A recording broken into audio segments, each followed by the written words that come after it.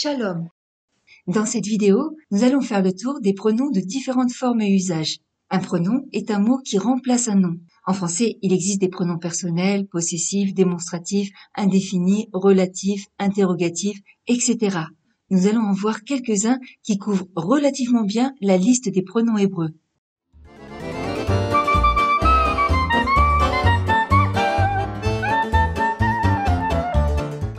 Les premiers pronoms, bien sûr, sont les pronoms personnels ani, ata, at, hu, hi, anachnu, atem, aten, hem et hen. Exemple, ani ohev likro sfarim. J'aime lire des livres.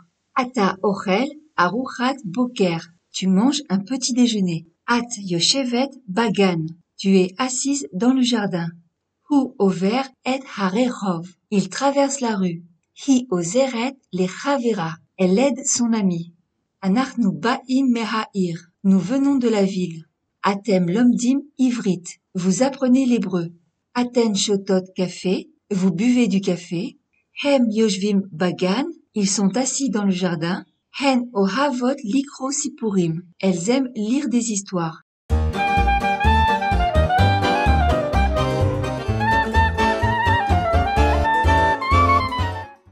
Les pronoms suffixes possessifs ou suffixes pronominaux possessifs des noms au singulier. Ils sont utilisés pour indiquer le possesseur d'un nom ou la personne conjuguée d'un verbe. Par exemple, le suffixe yud, i, peut être ajouté à un nom pour signifier mon, comme dans sifri, qui signifie mon livre. Et lorsqu'il s'agit d'une conjugaison, ra'iti, qui veut dire j'ai vu, ou le suffixe yud, i, correspond à je. Ces suffixes pronominaux possessifs sont i, cha, ach, o, ah, nous, chem, chen, am et an, respectivement pour chaque personne que vous pouvez voir à l'écran. Voyons quelques exemples avec le mot yeled qui veut dire enfant. Yaldi, yaldecha, yalder, yaldo, yalda, yaldenu, yaldchem, yaldchen, yaldam, yaldan.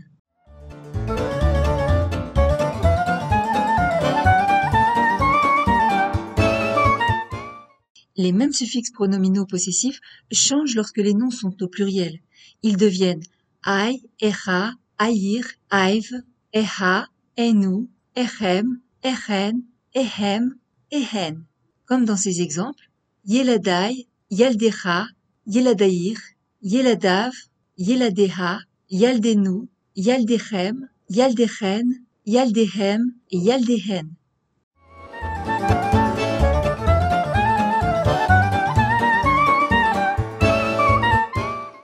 Les pronoms suffixes li sont souvent utilisés comme pronoms complément d'objet indirect. Ils se combinent généralement avec la préposition les qui peut être traduite en français par à ou pour.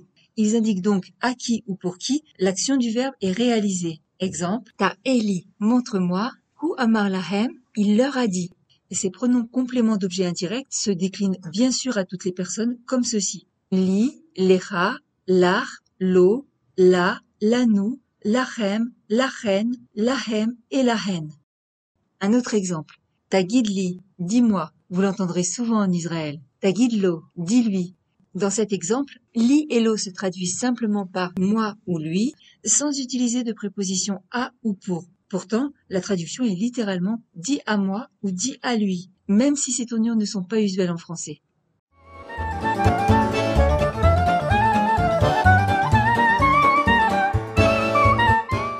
Les pronoms possessifs avec shel sont formés en combinant la préposition shel, qui signifie de en français, avec des suffixes pronominaux qui se déclinent à toutes les personnes.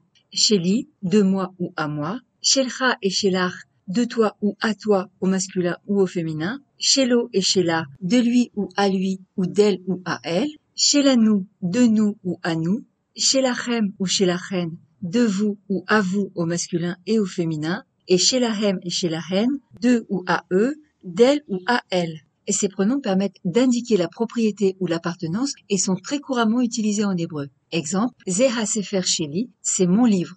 Zeha Marchev Shelahem, c'est leur ordinateur.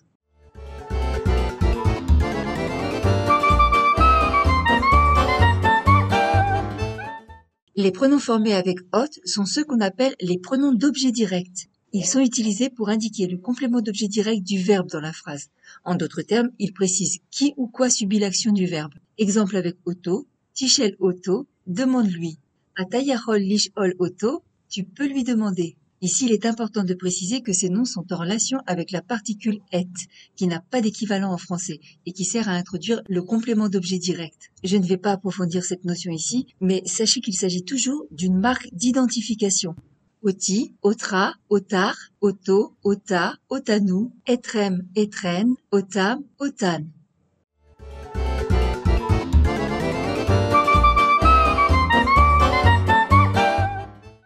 Les pronoms démonstratifs sont zé, zot, zo, élé, élou. Ils servent à pointer ou identifier des personnes ou des objets. Zé est le masculin singulier. Il peut se traduire par ceci, celui-ci ou tout simplement c'est. Zot et zo sont du féminin singulier et se traduisent par celle-ci, cette ou c'est. Élé ou élou sont des pronoms mixtes au pluriel. Ils se traduisent par ceci, celle-ci, c'est ou ce sont.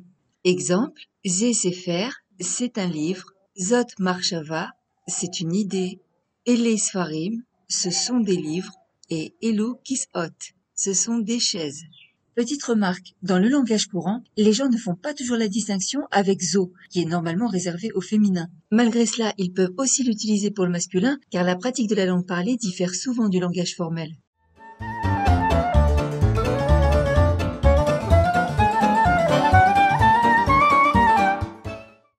Les pronoms démonstratifs, combinés à l'article défini ha, tels que haou et hazé, permettent de mettre en avant un objet ou une personne en particulier. Ils ont cette capacité de renforcer l'identification de l'élément mentionné. Pour mieux comprendre, voici quelques exemples. Ahu Sefer chez Karati, c'est ce livre que j'ai lu. Hahi Ra'ayon chez Ha'afti, c'est cette idée que j'ai aimée. Hahem Anashim chez Ra'iti, ce sont ces gens que j'ai vus. Hahen Nashim chez Pagashti, ce sont ces femmes-ci que j'ai rencontrées. On peut donc traduire hahu par celui-ci ou c'est celui-ci, hahi par celle-ci ou c'est celle-ci, hahem par ceci ou ce sont ceux-ci, et hahen par celle-ci ou ce sont celles-ci.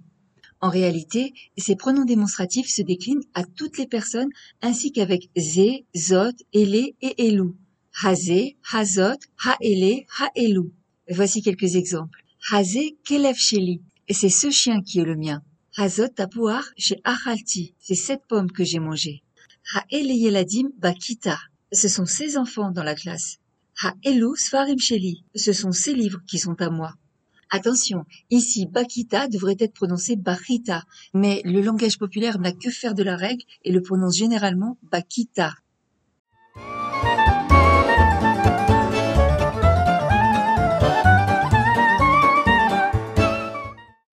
Voici une série de pronoms et expressions interrogatives autour de ma et mi. Ma correspond à quoi en français? Mazé veut dire qu'est-ce que c'est? Mi correspond à qui en français? Mihu veut dire qui est-il? Les mi est une combinaison de deux mots, à et qui. Les misés, à qui est-ce? Alma est une combinaison de sur et quoi. Alma atamedaber, de quoi parles-tu? Maha est une combinaison de quoi et de l'article défini le lalé. Ma Hashem Shelcha, quel est ton nom? Littéralement, quel est le nom de toi?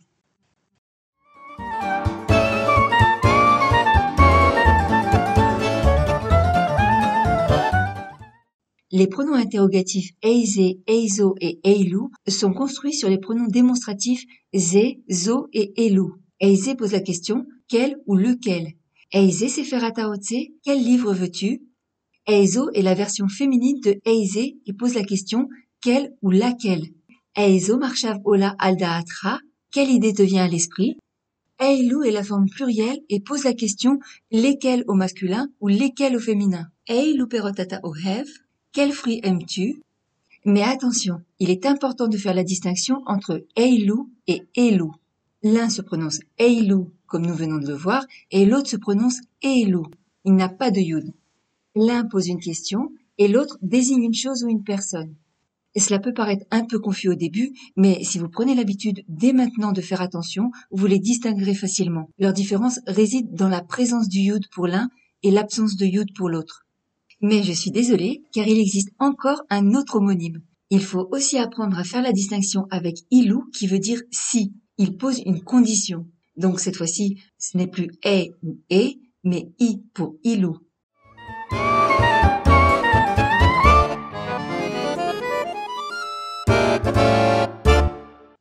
Le pronom chez équivaut au pronom relatif que ou qui en français, et c'est la forme contractée de asher.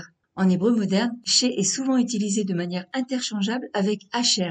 L'utilisation de chez est plus courante dans la langue parlée, tandis que asher est un peu plus formelle et est souvent rencontré dans les textes écrits.